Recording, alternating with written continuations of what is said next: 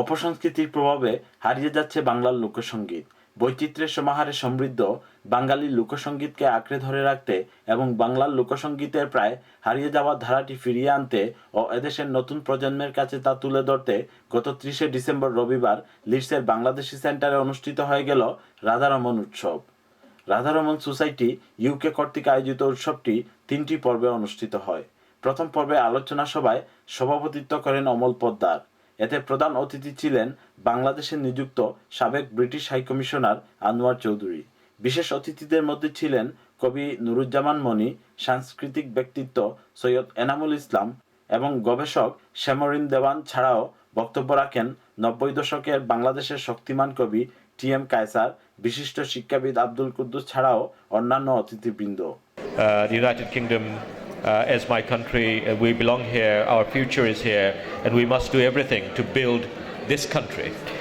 But there is an emotional connection, a heritage connection that I'm very proud of. And the more I learn about the poetry, the literature of Bangladesh, the folk tradition of Bangladesh, the more I realize that I am very much one of you, one of them, and a part of that legacy. এবং আমার মনে হয় প্রতিটি জায়গায় আমাদের সংস্কৃতিকে ছড়িয়ে দেওয়ার জন্য রাধারমণ উৎসব অগ্রণী ভূমিকা পালন করছে।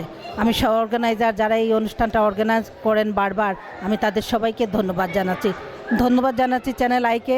চ্যানেল আইরও একটা ক্ষুদ্র ভূমিকা আছে রাধারমণ উৎসবের সাথে জড়িত হওয়ার। চ্যানেল আই প্রতি বছরই রাধারমণ উৎসবের বিজ্ঞাপনটি দিয়ে থাকে। দ্বিতীয় পর্বে ছিল সাংস্কৃতিক অনুষ্ঠান। এতে সঙ্গীত শিল্পী গৌরী চৌধুরী ছাড়াও ব্রিটেনের বিভিন্ন অঞ্চল থেকে আগত সঙ্গীত শিল্পীরা সঙ্গীত পরিবেশন করেন। অনুষ্ঠানের তৃতীয় পর্বে ছিল সিলেটের ঐতিহ্যবাহী ধামাই নৃত্য।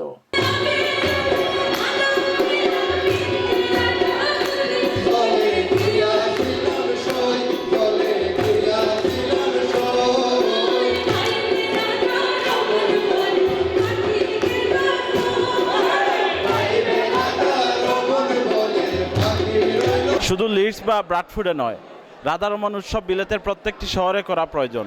আমাদের লোকসংস্কৃতি কতটা শক্তিশালী তা নতুন প্রজন্ম এবং অন্যান্য কমিউনিটির মানুষের কাছে তুলে ধরা অত্যন্ত জরুরি।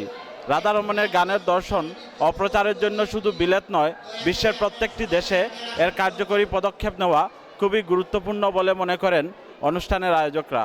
লিডসের বাংলাদেশি সেন্টার থেকে Mohammad Zakaria, channel I news.